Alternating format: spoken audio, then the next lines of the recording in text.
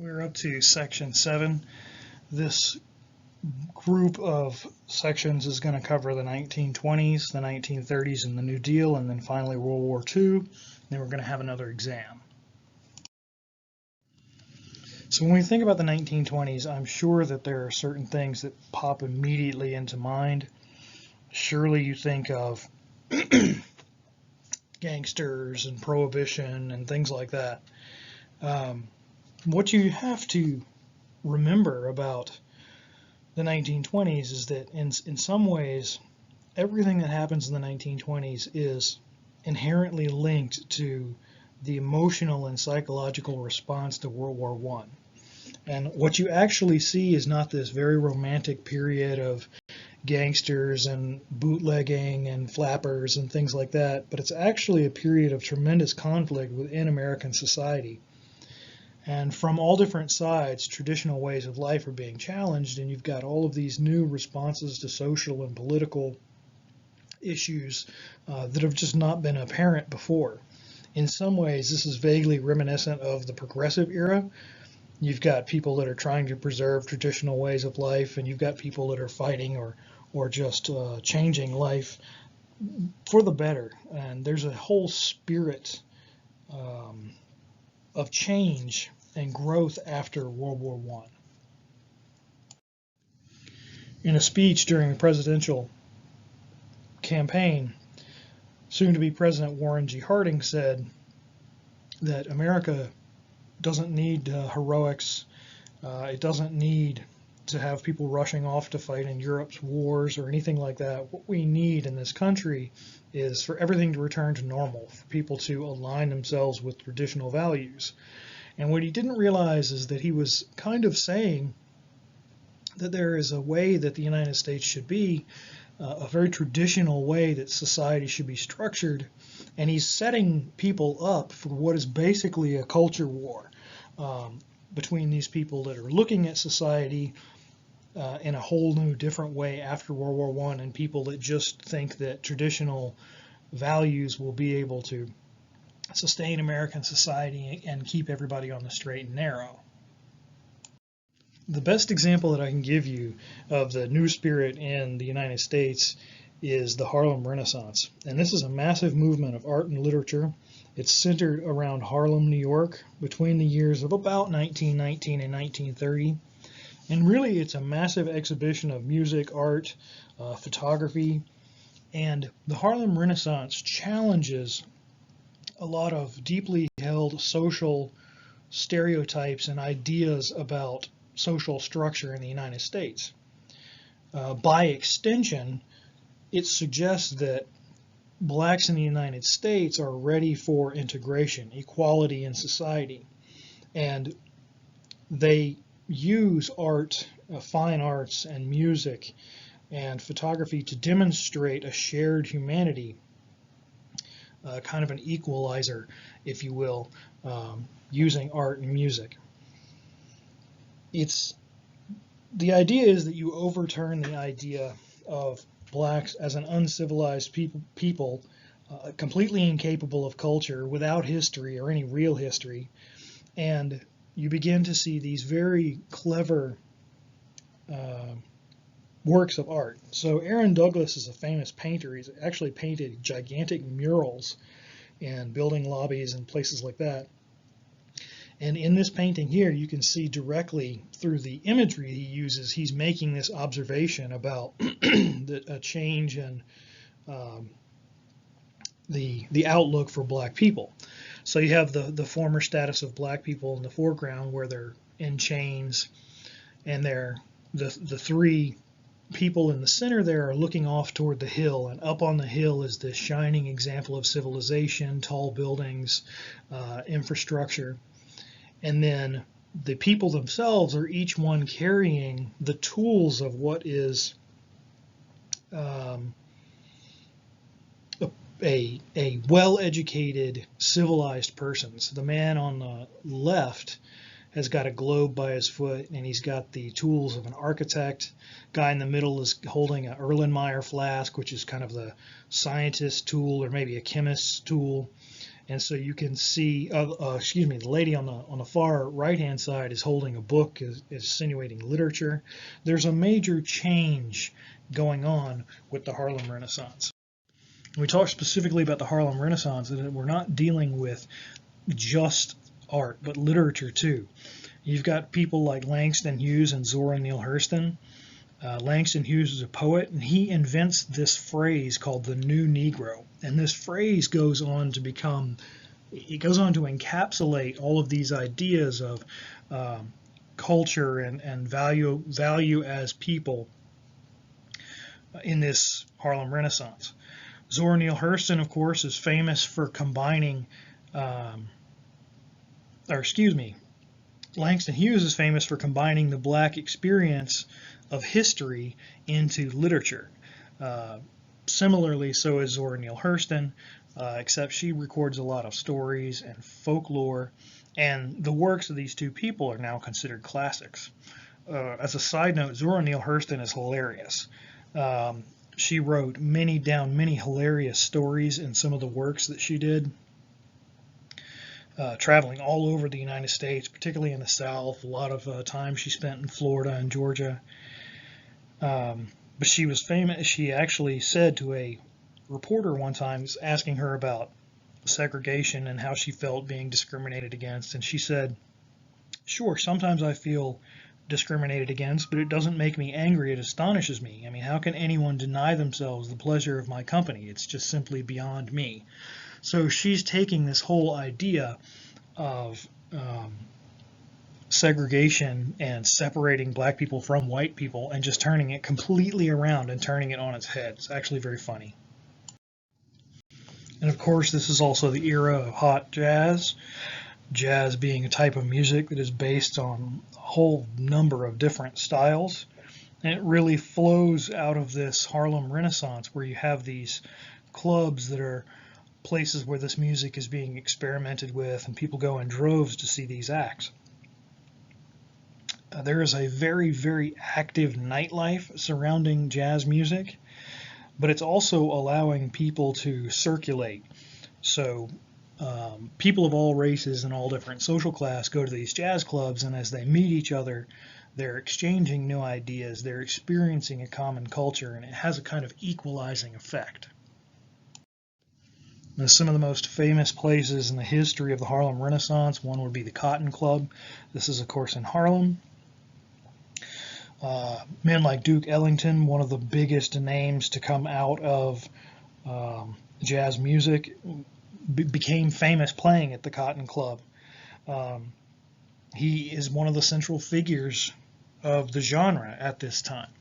And all of these people are getting famous in these small clubs, which are drawing huge crowds, simply because of this novel and kind of loud type of more aggressively, well, some of it is intentionally made to be discordant so that the music doesn't flow like normal music, but that's the idea. It's a new take on these traditional types of music. One of the other famous locations was the Lincoln Theater. You can see what's left of it on the left-hand side there. Yeah, the building was sold in the 1960s when it became a Methodist church, and they put a whole new facade on the building, but that's what's left of it. And in the Lincoln Theater, you had people like Fats Waller. Fats Waller was a famous piano organist, and he became famous playing out of the Lincoln Theater. And we're not just talking about the jazz music of the era either. This is also when the blues firmly entrenches itself as a popular style of music. And no one makes more of an impact than Bessie Smith, a famous singer, very influential, and she travels in these circles of a lot of the same circles that the jazz musicians travel in, and she records lots of music and sells thousands and thousands of records, and is very much responsible for the economic drive that brings blues and jazz into into a marketable type of product. And this jazz music, you're dealing with a totally new type of music. It's wild, it's kind of loud, it can be slow, there's sensuality to it. There's all new types of rhythm, the mixing of different beats and genres is very avant-garde. And the significance, I would say, of jazz music is that while it does all of the things we've talked about, bringing people into this kind of equalizing type, um, creating this equalizing type effect, but it also eventually ends up carrying a political message. And you can see that with the later works of Billie Holiday. And Billie Holiday is from a little bit later period, in the late 1930s and 1940s, but she is the direct descendant, artistically speaking, of Bessie Smith. And her music, Billie Holiday, often had a hidden political message to it. Strange Fruit being a song that is outright about lynching and the problem of racially based violence in the United States at the time. So in just a few years, you can see how this new type of style of music becomes a fully ingrained, powerful part of American culture. So let's back up just a minute and talk about the Harlem Hellfighters, which we discussed in the World War I presentation. So here's a photograph of the 369th U.S. Infantry in the field in France. And you remember what I told you about them using French equipment because the U.S. wouldn't give them weapons. Those are French rifles, and those are definitely French helmets on these soldiers. And much like everybody else, when they came home, the Harlem Hellfighters had a massive victory parade in New York. But they were otherwise basically unrecognized. So these are men that had fought with enough valor and heroics that they were awarded the Croix de Guerre by France. And they're discharged, and they return to work in New York City and Harlem. And when they re-enter Harlem, they're subject to all of the social structure and all of the kind of pervasive racially based laws of Jim Crow society.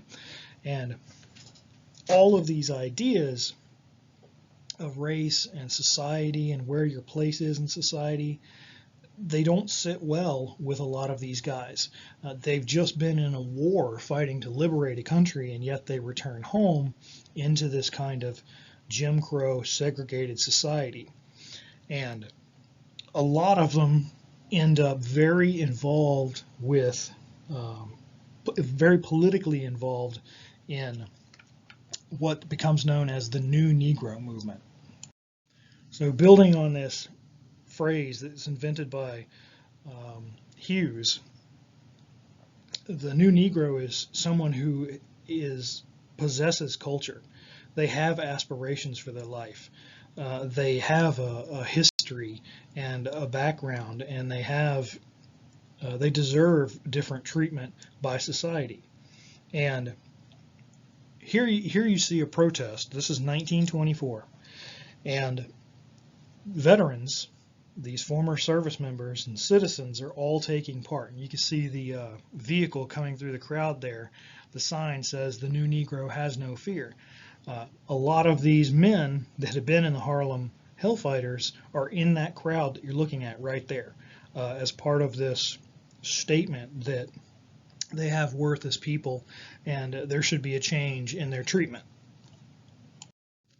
Here's a different photograph of the same protest in 1924. And if you think about what's going on here, if the message you're trying to convey in this new movement is you've got full civility and a history and a culture and a background, and you're not a barbarian, your protest would look something like this, right? You're wearing your Sunday best. Everybody is in orderly fashion. There's no burning cars. There's no broken glass or anything like that. It's not a loud, angry, riotous protest. And it again reinforces this idea of somebody that has culture, somebody that is not a barbarian and just a crude, uneducated miscreant. Most of the photographs that you've been seeing of the Harlem Renaissance here were taken by this man here, James Van Der Zee. And I love this photograph. He's actually pointing to a newspaper that talks about the fighting and what the Harlem Hellfighters had accomplished in the war. And he's famous for going around Harlem and recording all of these images. In a time period when no one would think to photograph the lives of black people, he's gone and produced some of the best photographs that we have of life in this kind of early 1920s urban environment. At the same time, you've got the New Negro movement. You also have the UNIA, which is the Universal Negro Improvement Association, founded by this guy here, Marcus Garvey. And this Garvey is a fascinating figure. He is an absolute black nationalist, and he sees nothing similar between white and black culture. And he actually believes that they should be separated. Segregation is therefore redundant.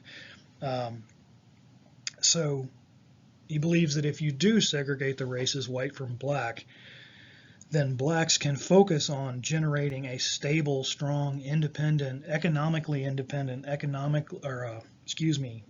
independent culture that is a black culture. So he doesn't focus on these issues of equality and integration, because that's not where he's headed with his idea. And ironically, he actually parlays with the KKK, because he reasoned that they had similar goals, this kind of strict division of society by color. And the traditional civil rights apparatus that was functioning in the United States at this time, the NAACP under W.E.B. Du Bois, they called him insane, called him a traitor, and eventually Garvey was exiled to Jamaica after a whole bunch of failed economic schemes. But it's interesting to see that even so far back as the 1920s, there's these very, very different takes on what this response of the United States should be to dealing with the question of race. And that's something we're going to talk much more about when we get to the American Civil Rights Movement in the 1960s. You have a tremendous amount of conflict going on in society. There are general questions about your station in life, where you fit in the structure of society. There's all matter of brand new radical ideas for people to think about. There's anarchism, communism, and specifically anarchism and communism generate a lot of fear in the United States. And this falls on the backs of immigrants. And fear is a very powerful motivator. Fear can make people rationalize things that they never would normally do. And historically speaking, people have done things out of fear that they would never have done in any normal circumstance. That's not to give someone a get out of jail free card, but it's just an observation of how powerful an actor fear can be in history. There's a series of, the United States is afraid that immigrants are going to deliver radicalization in the form of anarchism or communism to the shores of the United States. And they fear this radicalization. And there are a series of bombings in the United States that are linked with anarchists. And to alleviate this fear of what this means and these bombings, and to deal with this kind of terrorism, the United States passes the National Origins Act in 1924. And what this act does is it sets immigration at 3% of the previous year's census, and effectively slows to a standstill the migration of Europeans to the United States. And this is a simple reflection of fear, of concern over what's going on in the United States. There's an ironic parallel to what's going on in the United States today. The National Origins Act does not inform us politically today, but it's an interesting thing to think about, how fear and radicalization and immigration create these somewhat dark responses from otherwise totally open, hopeful, happy, loving people. All right, there's a significant section here in the middle of the presentation that deals with violence and race, and there is one extremely graphic photograph that I'm going to show you. I just want you to be forewarned. Again, anytime you see this screen, that's basically what I'm warning you is you're going to see something horrible, but it's going to happen in this class. As people are trying to deal with these fears and concerns, there's a massive resurgence of extremely traditionalist nationalist groups. The biggest one being, of course, the Klan. And people are legitimately concerned about immigration. It's not wrong to be concerned. They're legitimately worried about what they see as a constant process of erosion of the American way of life. This fear and concern inspires people to join organizations like you see here. And in the 1920s, they do. They join in droves. At this time, of course, the most significant of the groups is the KKK. And while this response to fear and what's going on in society and this idea of erosion of social character and the American way of life may be maladaptive, it is not the end-all and be-all of the debate. What you see is people moving to do something about the threat they perceive in their own society. By the 1800s, mid-1800s, late 1800s, the Klan was basically wiped out as a political entity. I mean, it's always been around from the 1800s till even the present day in some way, but it hadn't been a political force since the late 1800s. And its resurgence is based upon nationalism and fear of this collapse in the American way of life. And in 1906, as a massive rally actually held at Stone Mountain, Georgia, refounds the Klan and begins to spread this group back out into the United States.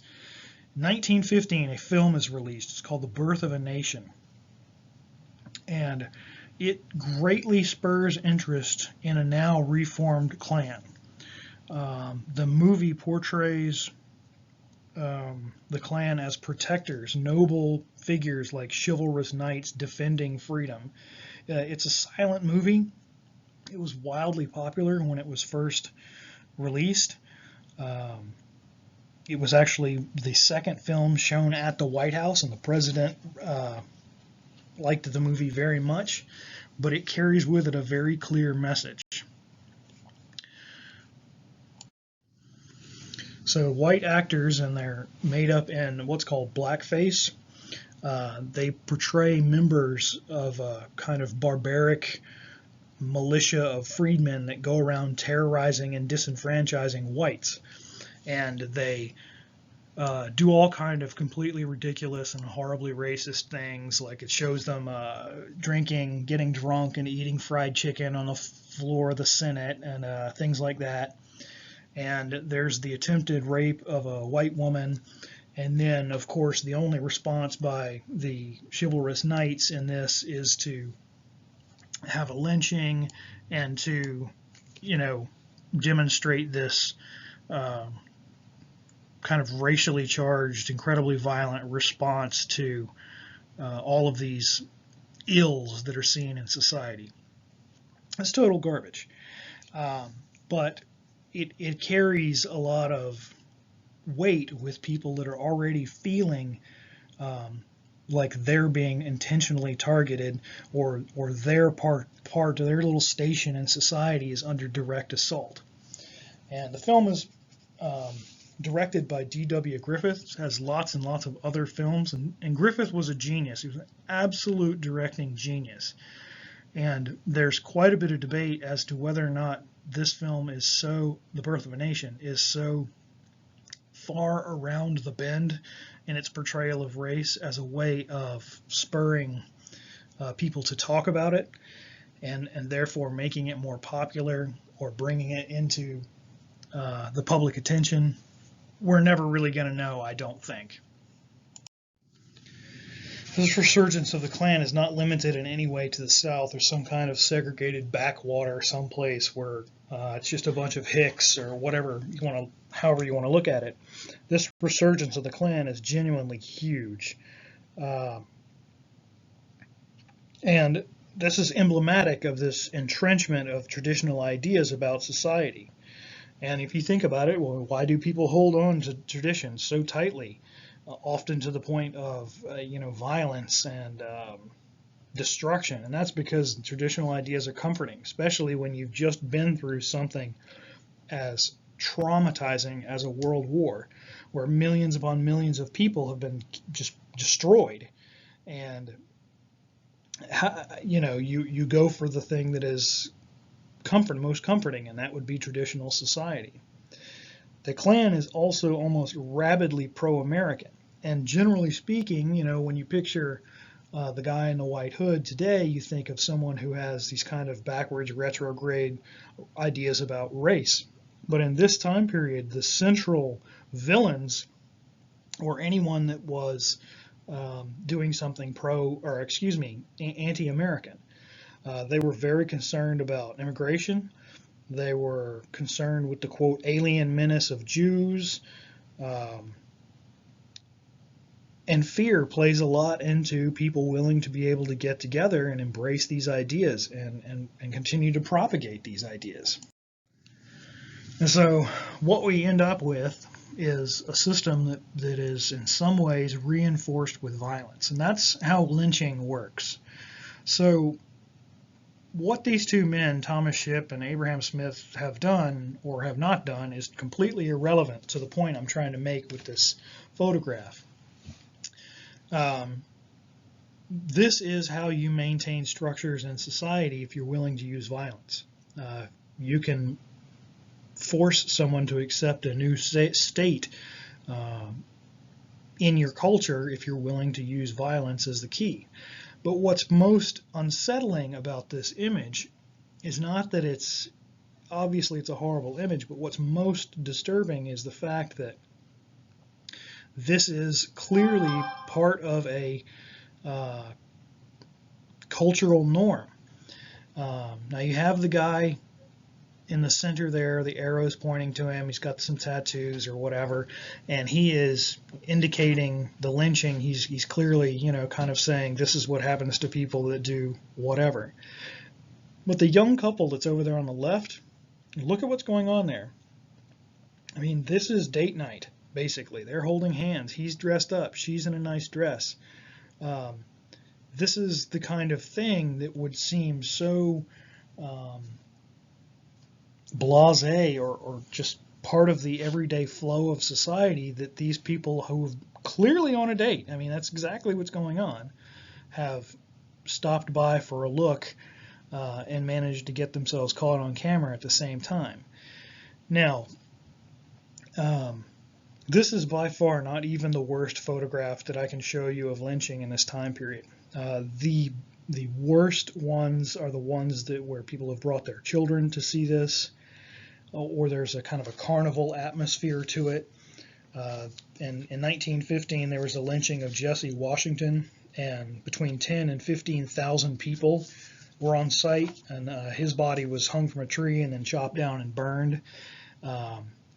15,000 people, that's bigger than the county fair. I mean, so you can see what kind of place this has in society as far as reinforcing using violence these structures that are in society, that your place in society is reinforced with violence.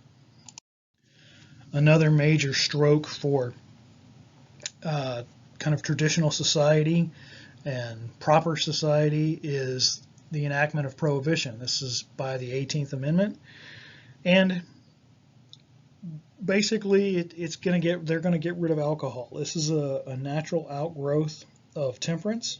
It's a very progressive idea because you have people that are trying to preserve the moral fabric of the nation. It's also a nation that is reacting to the horrors and abuses of World War I. The people are scared civilization could actually destroy itself. And how do you keep society intact? Well, you return to these basic ideas, just like they had in the temperance movement of defending the family and fighting drunkenness. Congress passes the 18th Amendment, but they set it to go into effect in 1920. And it really affects the production, transport, sale, and not the consumption of alcohol. So the Volstead Act, which is the legislation that enacts prohibition, is agreed upon in 1919 to go into effect in 1920. And it prohibits the manufacture, sale, and transportation of liquor, but it allows for the creation of liquor in scientific research, the developments of fuel, dyes, lawful industries, and religious practices, things like that. And the man most responsible for writing the act is Wayne Wheeler, who was a very traditional temperance style anti-liquor personality, and it's named after Andrew Volstead, hence the Volstead Act. And it definitely made some people extremely happy. You can picture just how happy Carrie Nation with her hatchet would have been to see prohibition go into effect, right? To get rid of this as a source of social evil in the United States. And this is clearly a legacy going all the way back to the Progressive era. There's no doubt about it. Temperance is a different thing than prohibition, but prohibition is kind of the illegitimate offspring of the temperance crusade of the Progressive era. And this is a photograph of New Year's Eve, 1919. This is the night before prohibition goes into effect, and is recorded as one of the wildest parties of the United States history. Everybody went out and got completely and totally trashed, and it's billed as the greatest hangover just ever in the history of the United States. Everybody went out and was drinking, and despite all of the hype, the access to alcohol never really slows down. It's just driven underground, and of course the driving of a business underground into the black market, you develop issues with quality, and you also develop a kind of criminal underclass. The United States officials literally destroy millions of gallons of beer, liquor all over the United States. And there's literally thousands of photographs of firefighters pouring beer straight into sewer drains and chopping up kegs, putting the kegs on the fire, and things like that. So yes, there's definitely a reduction in the outright public legal availability of alcohol, but it doesn't stop the consumption at all. In fact, in some places it doesn't slow people down in any way. You see the creation of speakeasies or underground bars where you would had to know a secret password to get in, and it operated just like a bar would with a street front, except that it was on the down low. It was a secret place. And these speakeasies and hidden bars are set up using the black market. So they're supplied by someone who's willing to take the financial and legal risk of importing or creating alcohol to sell. And again, this leads to problems with quality control. You get a lot of poisonous substances mixed in, but people are still able to drink almost as easily as they were before. This creates a problem in that because there's this law, the generation of a criminal underclass, and this is the quintessential gangster here, of course, Al Capone. And think about it like this: when something is made illegal but people still want it, there's always someone who is willing to supply that product. And I guarantee you, let's be very honest that from where my students right now are sitting, you could probably go find pot to smoke within 20 minutes or less, right? So the fact that something is illegal doesn't mean people are not going to have access or know where to get it and get it easily. All right? So what happens is the price and quality may change, but there'll always be someone willing to supply the goods, and that's organized crime. And they step in to take over the distribution, production, and supply of alcohol.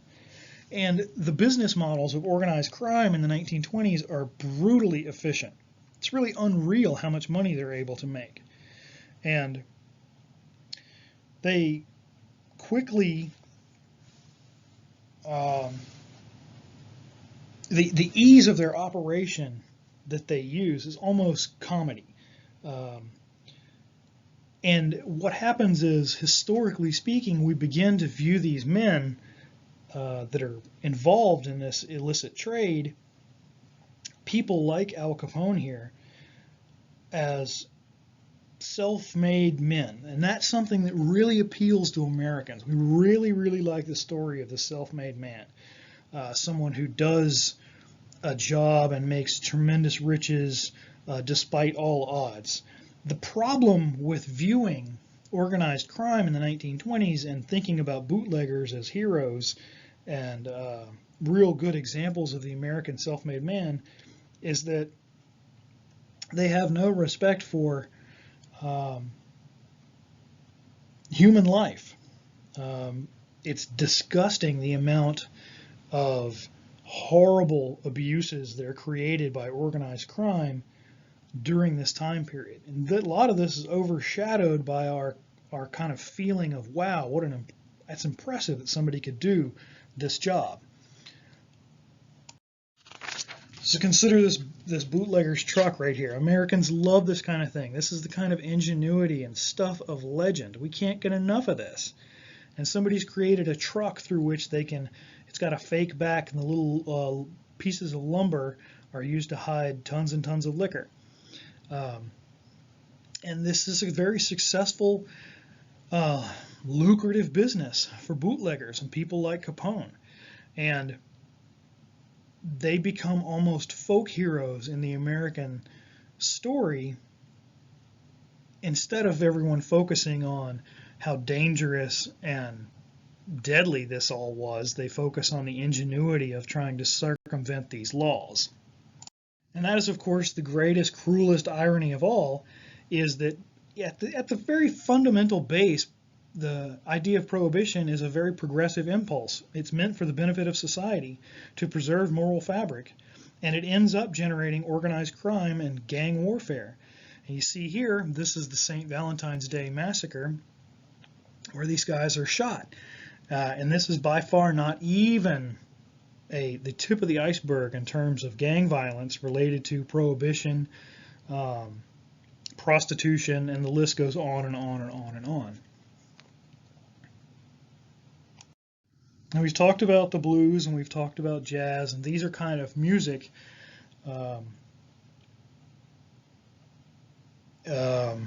evidence of what's going on in society in terms of music.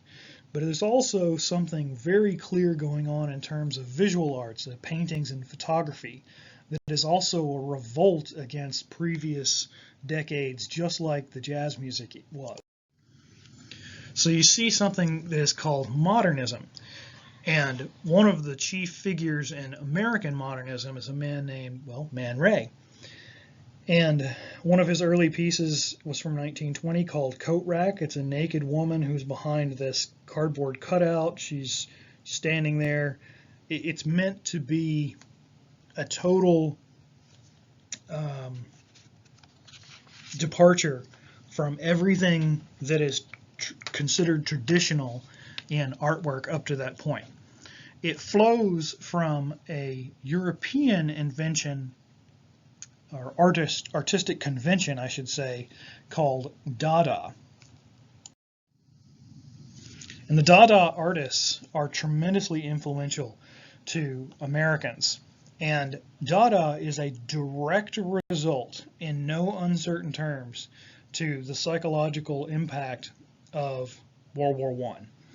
So you have very early on Germans like Hannah Hoch in 1919 creating the cut with the Dada kitchen knife through the last Weimar beer belly cultural epic in Germany, which is an incredibly long name for that collage, and Marcel Duchamp in 1917, who famously puts the urinal in the American Exposition, signing it R. Mutt, and generating a gigantic controversy over what is actually art.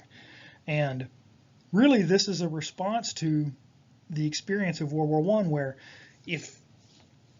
what is reality? If civilization itself can come that close to being destroyed, then what is really art? And so they're making a very powerful political statement by turning that on its head.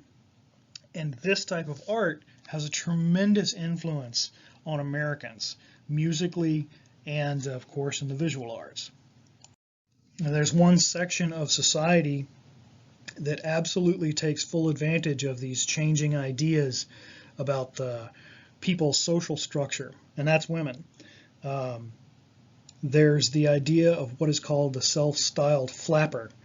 And the flapper is kind of this highly sexualized vision of what a woman looks like in the 1920s.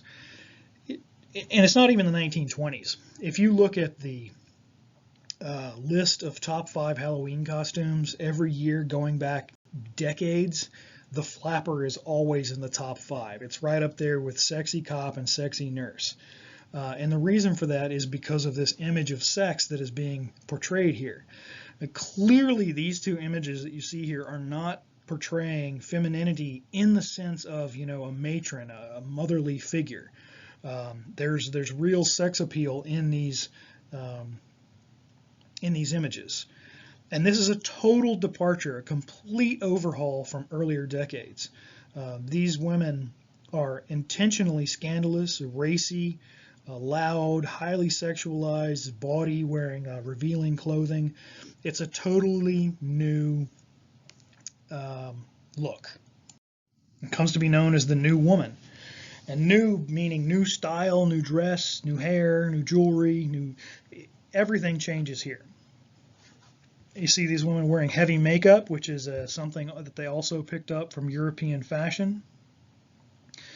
But it's also new behaviors as well. So you have women smoking, women socializing outside of the home, partying, as they called it, partying without male members of the family to escort them.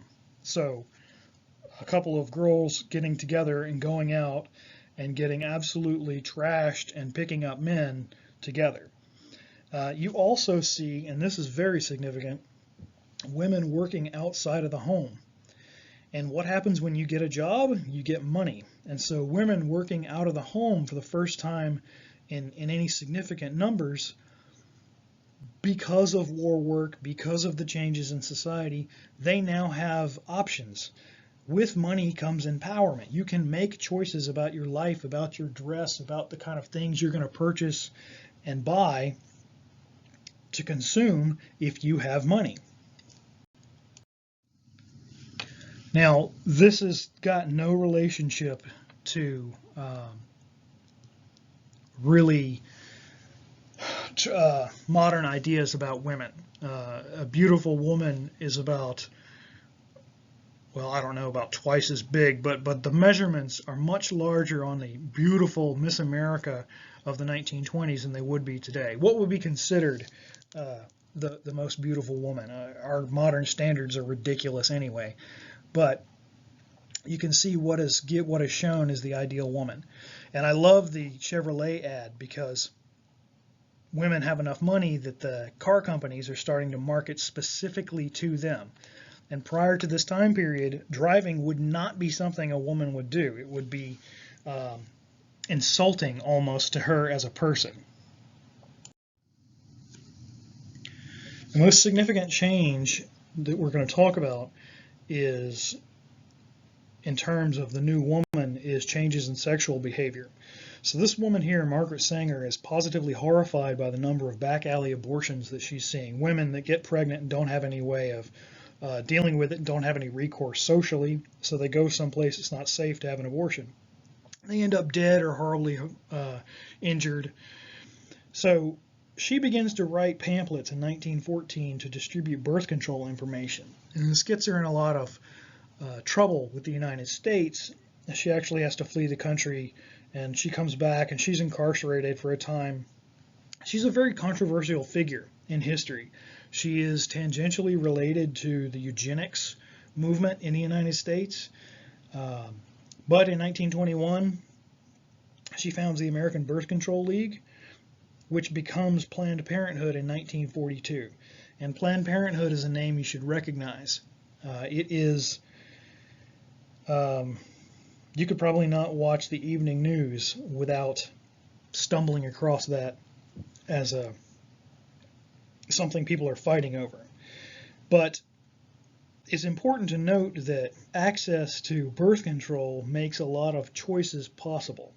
So you can do many more things with your life if you have control over pregnancy and reproduction. And this is terrifying to men because men have traditionally been able to control this aspect of women's lives. This is kind of a classic way of dominating women. So if you put a restriction on access to abortion,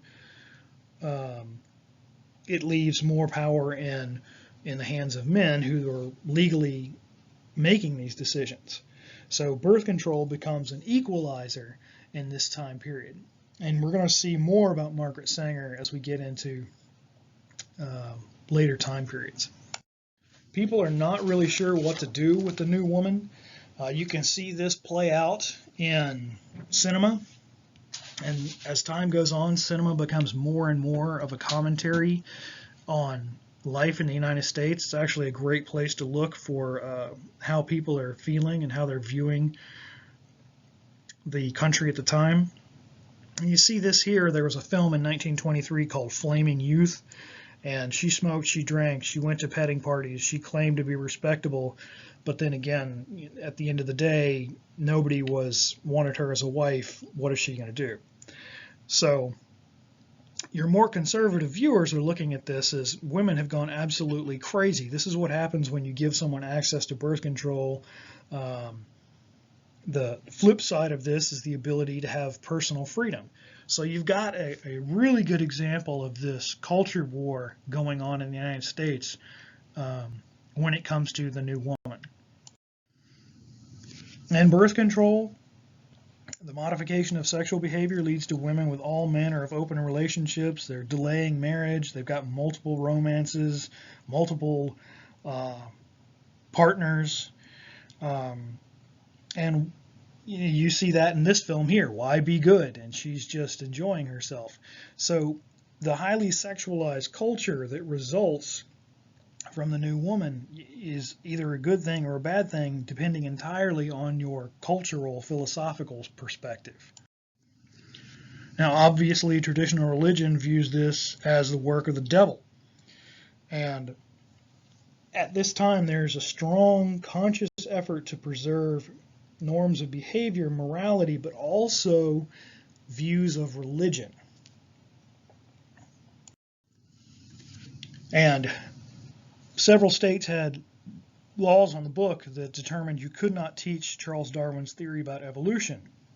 And this was tested in court by a guy named John T. Scopes in 1925 in Dayton, Tennessee, where he taught creationism and was arrested and charged with a crime. And so this is engineered by lawyers to kind of create a test case for something to be tried in court. And this is something you'll see over and over and over again, especially in the civil rights movement.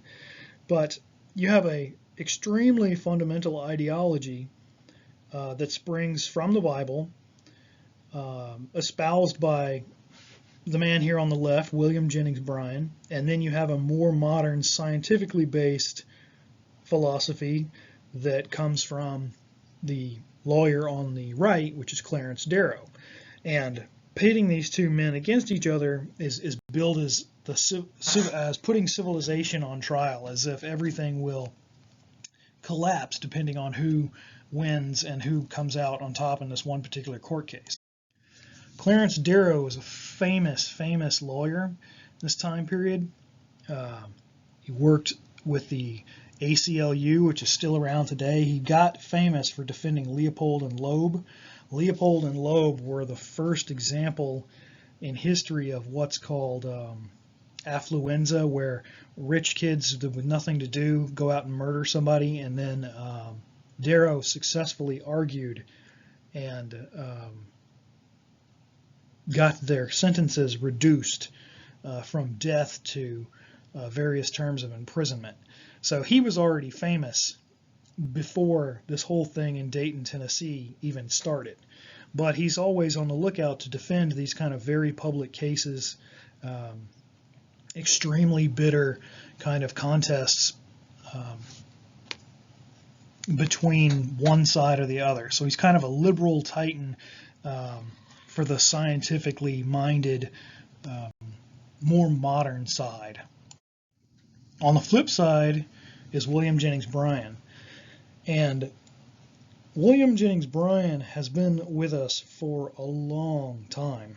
So you'll remember all the way back when we were talking about Hawaii and the Philippine insurrection, we were talking about Bryan. Now you see him there, he's still a fairly spry person in 1896, but by 1925, I mean, he's just about dead. And so these are the two men that meet in Dayton, Tennessee to try this case. And Bryan is a ferocious opponent, able to quote the Bible and firmly believes that he is doing absolutely God's work in preserving the traditional values in school, etc., etc. And the court case turns into an absolute zoo. It becomes known as the Scopes Monkey Trial, and Darrow is vilified by all the locals, called a sinner attempting to bring down God's destruction on all the town and releasing all manner of social demons on America. And this is really a referendum on the power of religion in the United States. And what happens is Darrow eventually uses the Bible to make William Jennings Bryan look foolish. And this conflict is so acrimonious that Bryan dies shortly after this. So and I'm convinced that the stress of having this fight with Darrow probably shortened his life. And Bryan was already an old man. But it's still a referendum on the power of religion.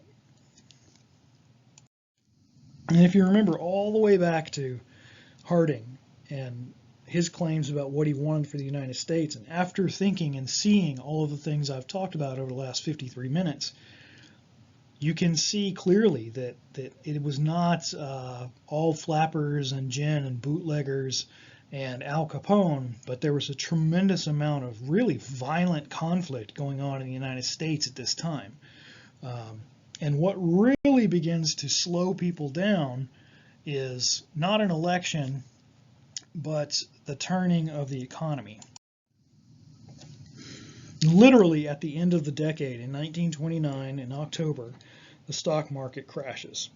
And it begins to very much have an equalizing effect on the United States. It leads to all manner of problems, socially, economically, politically. When the stock market crashed on the 29th of October 1929, initially it was kind of disregarded. Stock market lost $15 billion on the first day, but by the end of the week people were really concerned. And that's when you see this whole story you see about people throwing themselves out the window. That actually happened, not in the tens of thousands like you would think from the Looney Tunes cartoon, but people did. By the end of the week there was desperation. So this stock market crash is significant because it's a punctuation mark in history. You can draw a clear line to this as the end of the Roaring Twenties. But the problem with the stock market crash is it's just the tip of the iceberg. And the United States is about to be set up with problems so great that it will call into question the continued existence of our basic democratic institutions. It will call into question whether or not the United States can even survive. And we'll talk about that when we discuss the 1930s and the New Deal.